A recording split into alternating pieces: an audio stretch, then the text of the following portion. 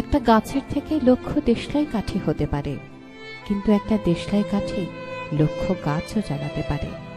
কোনো মানুষ যতই মহান হোক না কেন, কিন্তু প্রকৃতি কখনোই কাউকে মহান হবার সুযোগ দেয় না। কোকিলকে কণ্ঠ দিয়েছে, কিন্তু রূপ কেড়ে নিয়েছে। রূপ দিল ময়ূরীকে, কিন্তু ইচ্ছা কেড়ে নিয়েছে। ইচ্ছা দিল মানুষকে, কিন্তু সন্তুষ্টি কেড়ে নিয়েছে। সন্তুষ্টি দিল সাধুকে, কিন্তু সংসার কেড়ে নিয়েছে।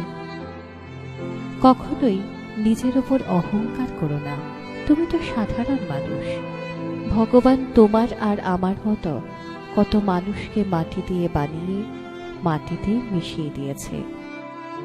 জীবনের কঠিন সত্য, যেটা আমরা বুঝতেই চাই না। মানুষ পৃথিবীতে তিনটে জিনিসের জন্য পরিশ্রম করে: নিজের নাম খ্যাত হোক, নিজের পরিধেয় বস্ত্র সুন্দর হোক, নিজের বাসস্থান সুন্দর হোক।